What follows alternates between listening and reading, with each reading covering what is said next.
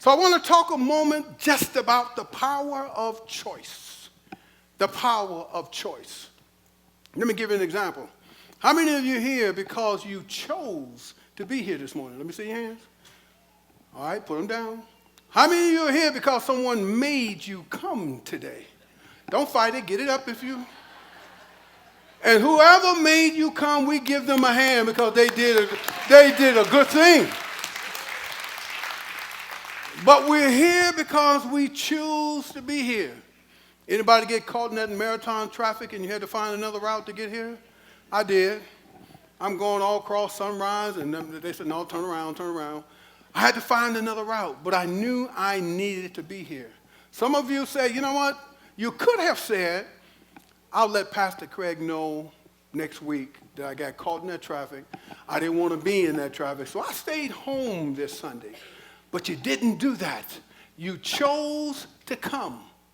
One lady told me, she said, I got caught in that traffic. I called my husband, and he said, well, I guess you'll be home in a few minutes. And she said, no, I'm coming to church. I'm going to find a way to get past that marathon because I needed to be here. Those are choices that we make every day. God has given us the power to choose.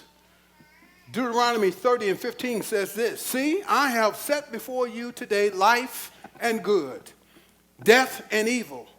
If you obey the commandments of the Lord your God that I command you today, by loving the Lord your God, by walking in his ways, and by keeping his commandments and his statutes and his rules, then you shall live and multiply, and the Lord your God will bless you in the land that you are entering to take possession of it.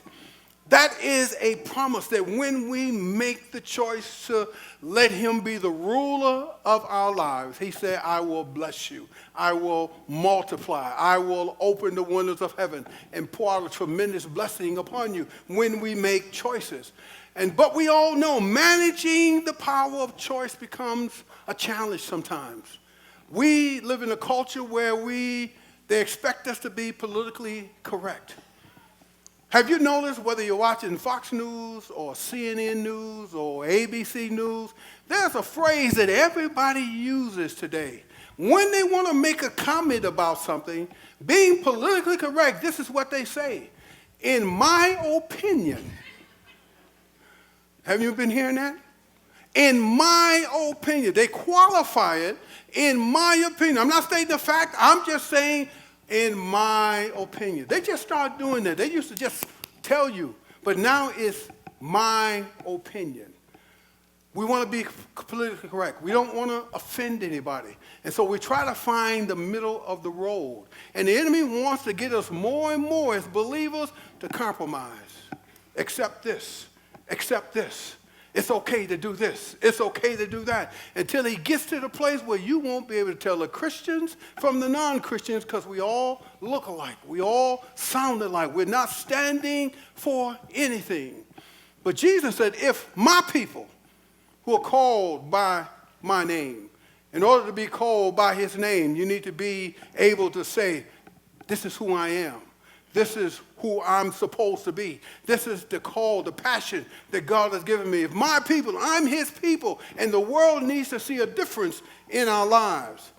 All scripture teachings are directed toward inspiring us to recognize that the power to make choices is the dynamic that converts our spirit into matter, our words into flesh. Choice is the process of creation itself. Choice. God told Adam, I'm going to give you the power of choice. I want you to name all the animals. And whatever you call them, that's what they're going to be. Choice. Choice. How many of you have given your small kids, you go get a pet, a dog or a cat, and you say, what are you going to name the dog? Or what are you going to name the cat? We teach them the ability to choose, to make decisions.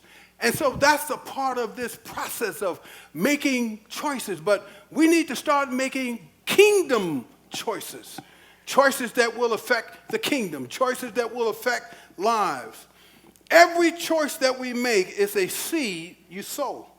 And those seeds produce fruit in your life, either for life or for death. And if we want to have the life Jesus directed to give us, an abundant life full of real peace and happiness, we need to make good choices.